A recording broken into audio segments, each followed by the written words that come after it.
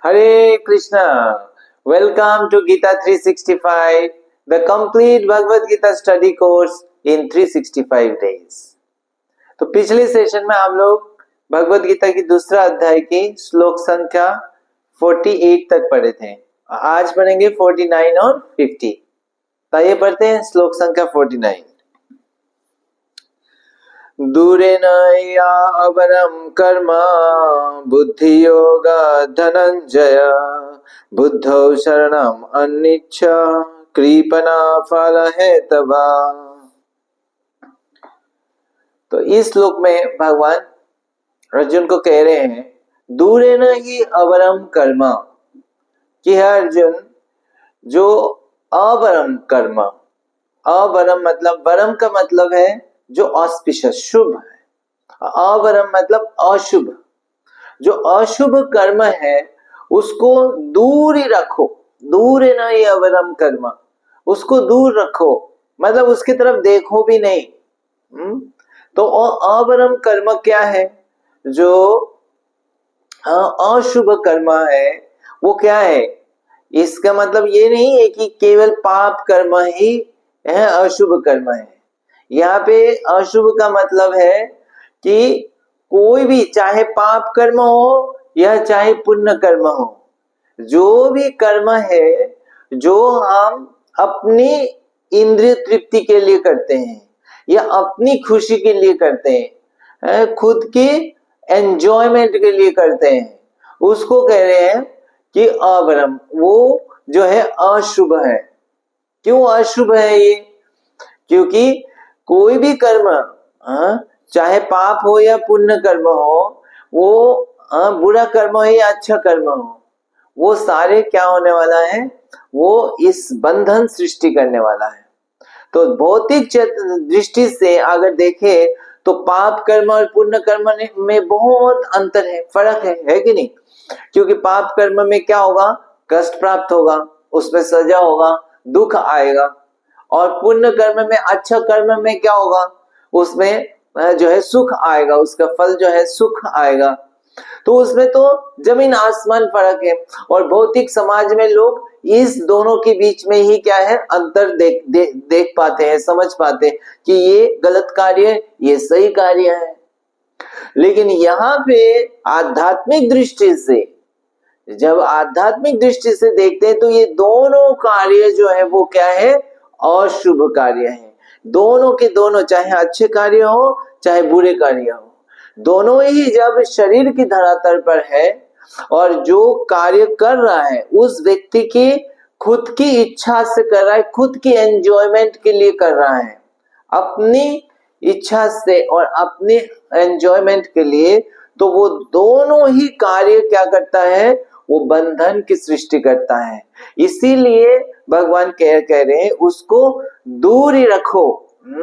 हे अर्जुन, उसको दूर रखो। तो साधारण व्यक्ति उसको समझ नहीं सकता है और वो ये सोचता है कि जो है हमारा एक कर्म जो है वो गलत है और ये तो अच्छे कर्म है, तो हम तो गलत कार्य नहीं कर रहे, हम तो अच्छा कार्य कर रहे हैं। लेकिन अच्छा कार्य कर रहे हैं वो भौतिक धरातल पर है। तो एक आध्यात्मिकवादी के लिए ये दोनों के दोनों कार्य जो है वो अशुभ है, क्योंकि वो दोनों टाइप के कार्य है जो है वो जन्म मृत्यु का बंधन सृष्टि करेगा और उसके फल भोगने के लिए उनको फिर से जो है जन्म लेना पड़ेगा और फिर से उसको शरीर प्राप्त होगा और इस तरह से जन्म मृत्यु का जो चक्र है वो उसका वो चलता रहेगा। तो ये इसीलिए गलती से भी आप क्या करना, ऐसे कार्य में नहीं लगना जिस कार्य में फल तुम्हें प्राप्त हो और जिस कार्य से तुम्हें जो है अपनी बंधन सृष्टि हो जाए।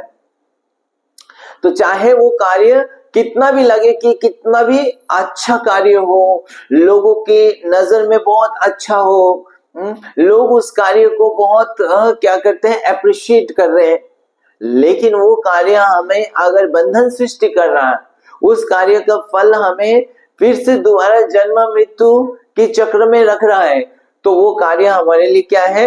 अशुभ ही है, अवरम कर्म है। तो इसीलिए चाहे वो कितना भी अट्रैक्टिव हो, कितना भी अच्छा लगते हो, लेकिन उस कार्य को अर्जुन दूर रखो। ये इतना आसान नहीं है। जब किसी कार्य के फल जो है हमें दिखेगा बहुत अच्छा है और मेरी खुद की खुशी के लिए इतने सारे कार्य है, तो लोग उसको दूर करना असंभव नहीं है। लेकिन अर्जुन से भगवान कह रहे हैं कि युद्ध कैसे दूर में रखो तुम, बुद्धि योग धनंजय, कि बुद्धि से तो ऐसे जो आध्यात्मिक बुद्धि है उससे तुम समझ सकते हो कि ये दोनों कार्य जो है वो क्या है, तुम्हारे लिए जो है लाभदायक नहीं है। तो अब कोई ये सोच सकता है कि अगर हम कोई भी कर्म करेंगे तो वो तो फल देगा, गलत कार्य करेंगे तो गलत फल देगा, सही कार्य करेंगे सही फल देगा। तो ये दोनों के दोनों कार्य अगर करने से मुझे कर्म का बंधन हो जाता है, तो फिर बेटर है कि हम कोई कार्य करेंगे ही नहीं, कुछ भी कार्य नहीं करेंगे। तो ये जो है ये भी भगवान क्या कर रहे हैं, इसको समर्थन नहीं कर रहे हैं। कि जैसे हमने एक दो श्लोक पहले ही भगवान बताया, नाते कर्म अस्ति नाते संग अस्ति अकर्मण, कि ऐसा नहीं कि कर्म को करना ही नहीं है, कि कर्म करना है, लेकिन कैसे कर्म करना है यही आर्ट है। तो ऐसे कर्म करना है कि बुद्धि योग धनंजय, कि वो कर्म जो फल जो है वो भगवान के लिए है, वो कार्य अपनी खुशी के लिए नहीं, वो कार्य भगवान की खुशी के लिए, भगवान की सेवा के लिए। तो जो भी कार्य है उस कार्य को जब भगवान के लिए करते हैं और उसका जो भी फल है वो पूरा तरह से भगवान को अर्पण कर देते हैं, तो उस कार्य का कोई रिएक्शन नहीं होता, उसका कोई फल उसको बंधता नहीं है, क्योंकि वो फल भगवान का अर्पण हो गया। तो वो उस कार्य क्या करता है, उसको मुक्त बनाता है और उसको इस जीवन से जो है दोबारा इस जन्म मृत्यु के चक्र में उसको आना नहीं पड़ता है। अदरवाइज वो कोई भी गलत या सही कार्य उसके लिए फल को भोगने के लिए उसको दोबारा शरीर धारण करना पड़ेगा। इसीलिए भगवान कह रहे हैं उसको दूर रखो। अब क्या कह रहे हैं भगवान, आगे कह रहे हैं जो कृपण फल है तब, तो जब तुम बुद्धि से जो तुम सोचोगे तो तुम ऐसे कार्यों करोगे जो भगवान को अर्पण करने के लिए, और उस कार्य का फल जो है वो तुम खुद भोगने का इच्छा नहीं करोगे। जो बुद्धिमान व्यक्ति है वो उसका फल नहीं भोगना चाहता है, क्योंकि उस फल को जैसे ही भोगेगा वो क्या होगा, वो कर्म बंधन में फंस जाएगा वो। तो इसलिए वो फल को भगवान को अर्पण करना चाहेगा और उसी में उसका असली लाभ है। लेकिन जो कृपण है वो क्या करता है, वो अपना जो भी कर्म करता है मेहनत से, वो उसका फल भोगना चाहता है, वो सोचते ये फल मेरा है। तो कृपण कौन है, जिसे हम जानते हैं सब, कृपण मतलब वो अपना जो धन है जो बहुत मुश्किल से कमाया या भाग्य से उसको मिला, उस धन को कैसे यूज करना चाहिए उसको नहीं आता है, पता नहीं है उसको। तो इसीलिए उस धन से इतना आसक्त होता है कि वो उस धन को कहीं इन्वेस्ट नहीं करता है, कहीं सही जगह पे नहीं लगाता है, और उससे फल से क्या होता है, वो धन ऐसे ही वेस्ट हो जाता है, उस धन का लाभ नहीं उठा पाता है वो अपने जीवन में। तो ऐसे ही कृपण व्यक्ति क्या करता है, अपना जो भी कर्म करता है वो उस कर्म की द्वारा वो अपनी जन्म मृत्यु के चक्र से मुक्त हो सकता है, लेकिन वो उस कर्म का क्या करता है, वो सोचता है कि मैं ऐसा कर्म करूं जिसका फल मैं भोगूंगा। तो वो कर्म फल, उसका फल को वो भोगना चाहता है, फल जो है वो चाहता है। तो वो एक तरह से कृपण है, क्योंकि वो उस कर्म को सही तरह से यूज नहीं कर पा रहा है। तो ऐसे व्यक्ति जो तुच्छ फल है उस फल को भोग करके वो फिर से अपना क्या है, जन्म मृत्यु के बंधन में अपने आप को फंसा देता है। तो ऐसे लोग हैं, बहुत है, जो अपने कोई भी कर्म करता है वो सोचता है इसका फल जो है ये मेरा है, ये फल किसी और को नहीं दे सकता, भगवान को वो सोच भी नहीं सकते कि मैं कर्म करूं और भगवान को दे दूं फल। तो कभी कभी भक्त लोग जब भगवत गीता डिस्ट्रीब्यूट करने जाते हैं तो वो तो वॉलंटरी सेवा करते हैं, वो मंदिर से बुक्स लेते हैं और जाते हैं, डिस्ट्रीब्यूट करके लक्ष्मी लाके, धन लाके वो वापस मंदिर में देता है। लेकिन लोगों का पास जब जाते हैं तो ऐसे ऐसे लोग मिलते हैं जो लोग उनसे पूछते हैं, तुम जो ये गीता बांट रहे हो, डिस्ट्रीब्यूट कर रहे हो, तुम्हें कितना कमीशन मिलता है? तो लोग ऐसे सोचते हैं कि यह अगर भगवत गीता के वितरण कर रहे हैं, भगवान के लिए सेवा कर रहे हैं, तो उसकी फल से उसको क्या मिलेगा? पैसा, कमीशन मिलता होगा, और कमीशन के लिए वो कर रहा है डिस्ट्रीब्यूशन। तो ऐसे व्यक्ति सोच ही नहीं सकते कि कोई वॉलंटरीली ये सेवा करेगा। अब मान लीजिए भगवान के लिए भगवत गीता वितरण कर रहा है और उसके फल अगर वो धन ले लेता है और वो कमीशन ले लेता है, तो उस भगवत गीता के वितरण के उसके कौन सा आनंद आने वाला है? तो ये जो धन, जो कमीशन अगर उसको पैसा लेता है, तो वो एक तरह से उसका फल ले लिया और वो फल जो है भोगने लगे, तो उस फल का भोगना वो क्या है, कितना तुच्छ है। लेकिन अगर कोई प्रेम से भगवान के लिए वॉलंटरीली इस सेवा को करता है और वो जो भी है वो भगवान को अर्पण करता है और कुछ अपने लिए उस फल को भोगने का इच्छा नहीं करता, तब उसको दिव्य आनंद की अनुभूति होती है। तो वो जो आनंद है वो भगवान के द्वारा उसको प्राप्त होता है और वो असीमित है। तो जो बुद्धिमान व्यक्ति है वो कभी अपना कर्म का जो फल है वो खुद भोगना नहीं चाहेगा, क्योंकि वो जो भी फल है वो तुच्छ है और वो इस संसार के साथ क्या है, टेम्पररी है। वो फल जो है वो यहाँ पे मिट जाना है। लेकिन जो बुद्धिमान है वो उस कर्म का फल को भगवान को अर्पण करेगा, तो भगवान उसके इस फल से उसको क्या प्राप्त होने वाले, वो भगवान ही प्राप्त हो जाएंगे। उसको भगवान की धाम, नित्य धाम प्राप्त होगा और उसके द्वारा वो इस जन्म मृत्यु के चक्र से मुक्त होकर शाश्वत जीवन को प्राप्त करेगा। तो जो बुद्धिमान व्यक्ति है वो कभी अपने जो कर्म है या जो भगवान के लिए जो कार्य कर रहे हैं उसका फल को वो कभी भोगना नहीं चाहेगा, उस फल को प्राप्त करने का नहीं चाहेगा। वो चाहेगा जो भी फल है वो भगवान का अर्पण हो जाए, भगवान उसको एक्सेप्ट कर ले। भगवान से ही प्रार्थना करें, भगवान आप एक्सेप्ट कर लीजिए। प्रहलाद महाराज आप सब जानते महान भक्त हैं। तो प्रहलाद महाराज के भक्ति से भगवान नरसिंह देव प्रसन्न होके जब प्रकट हुए, तो भगवान नरसिंह देव प्रहलाद महाराज से बोलते हैं, तुमने इतना मेरी सेवा किया, मुझे लिए इतना कष्ट तुमने सहन किया, अब मैं तुमको वरदान देना चाहता हूँ, तुम मांगो क्या वरदान चाहिए। प्रहलाद महाराज क्या कहते हैं? क्या ये कहते हैं कि ये दीजिए, मुझे ये सुख चाहिए, ये सुख चाहिए? नहीं, उन्होंने कुछ भी नहीं मांगा।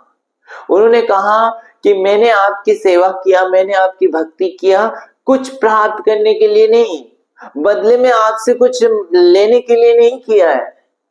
अगर मैं आपसे लेने के लिए वो अगर मैंने सेवा किया हो तो वो तो सेवा नहीं हो रहेगा, वो तो एक बिजनेस हो जाएगा, व्यापार हो जाएगा। तो मैं वो नहीं करना चाहता हूँ, मैं आपके भक्ति प्रेम से किया। तो जब प्रेम के सेवा है उसमें क्या फल मैं लूं आपसे? तो ये जो है इस तरह से जो भक्त है, जो बुद्धिमान है, वो जो कार्य वो भगवान की प्रसन्नता के लिए करते हैं, वो फल को भोगना नहीं चाहते हैं। तो यहाँ पे भगवान अर्जुन को कह रहे हैं कि अर्जुन एक तरह से वो सोच रहे कि अगर मैं ये युद्ध करके राज्य को जीता, राज्य को प्राप्त किया, तो मैं तो उस राज्य को भोग नहीं कर पाऊंगा, क्योंकि वो मेरा रिश्तेदार नहीं रहेगा, तो मैं कैसे भोग करूंगा। तो भगवान कह रहे हैं असली बात ये भावना ही क्या है, गलत है, क्योंकि वो भावना खुद के एंजॉयमेंट के लिए है। वास्तव में ये राज्य तो भगवान के सेवा के लिए यूज होना है, इसमें खुद को भोगने के लिए है ही नहीं वो। तो अर्जुन ऐसे क्यों सोच रहे हैं? तो इसीलिए जो है ये कृपण है जो सोचता है कि मेरी कर्म का फल को मैं भोगूंगा, और जो बुद्धिमान है वो क्या करेगा, वो कर्म का फल को भगवान को ऑफर करेगा, भगवान को एंजॉयमेंट के लिए। और भगवान अगर उसको स्वीकार कर लिया तो उसके कर्म क्या है, सफल है, उसके जीवन सफल है। और इस तरह से वो कर्म के बंधन, अच्छे या बुरे कर्म का फल कभी उसको स्पर्श नहीं करता है और फल से मुक्त रहता है। ठीक है, तो चलिए अगली श्लोक में देखते हैं भगवान क्या कहते हैं। श्लोक संख्या 50। बुद्धि युक्ता जहातिह उभे सुकृते दुष्कृते तस्माद् योगाय युज्यस्य युग कर्मसु कौशलम। तो अब प्रश्न ये आ सकता है कि ओके, अब अगर मैंने ऐसे कर्म किया कि भगवान की प्रसन्नता के लिए किया, तब तो मुझे कर्म का कोई फल नहीं लगेगा और उससे मेरा बंधन नहीं होगा। लेकिन अगर मैंने पिछले जो है पहले ऑलरेडी मैंने ऐसे कर्म कर दिया, मैंने अपना गलत कार्य या सही कार्य ऑलरेडी कर चुका हूं, जो कि उसके फल मैंने भोग कर लिया है, तो फिर अब उसका तो बंधन हो जाएगा कि कर्म का फल का बंधन तो हो गया। अब उसका क्या है? तो इस श्लोक में भगवान कह रहे हैं कि अगर तुम अभी से तुम अगर ऐसे दिव्य कर्म करते हो, तुम्हारा तो ऑलरेडी जो सुकृति और दुष्कृति जो ऑलरेडी कर चुके हो, जिसका बंधन ऑलरेडी सृष्टि हो चुका है, उससे भी क्या हो जाएगा? मुक्त हो जाओगे।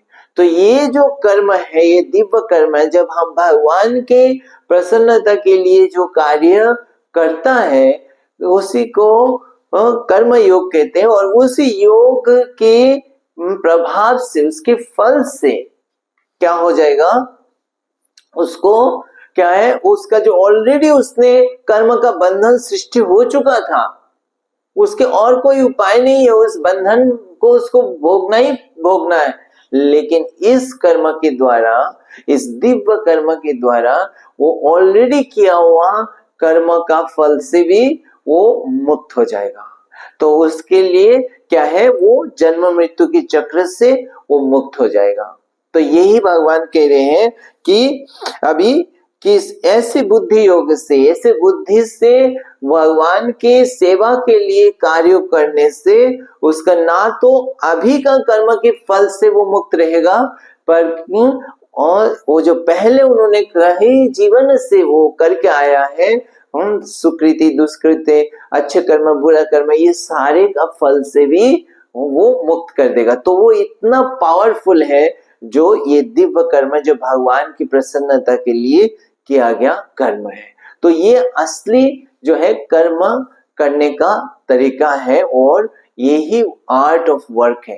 कर्म इस तरह से करना जिससे हम कर्म बंधन से हमेशा मुक्त रहेंगे, और अगर पहले कोई कर्म बंधन सृष्टि हुआ भी है तो उससे भी क्या हो जाएंगे? मुक्त हो जाएंगे। तो इस तरह से भगवान कह रहे हैं अर्जुन के सामने ये जो युद्ध है ये एक साधारण कर्म नहीं है, ये उनको इस दिव्य कर्म करने का अवसर है, क्योंकि ये कर्म भगवान चाहते हैं।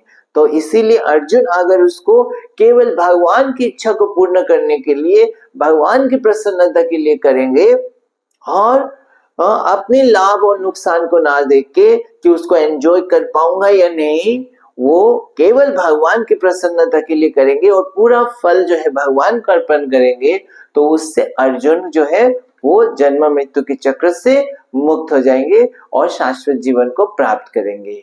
तो ये भगवान कह रहे हैं ये आर्ट ऑफ वर्क है, ये असली कार्य करने का तरीका है। तो आज हम यहाँ पे विराम देते हैं। अगली सेशन में हम पढ़ेंगे श्लोक संख्या 51 एंड 52। तब तक आप ये दोनों श्लोक पढ़ के आइएगा। हरे कृष्णा। ग्रंथराज श्रीमद् भगवद गीता की जय। जगत गुरु श्रील प्रभुपाद की जय।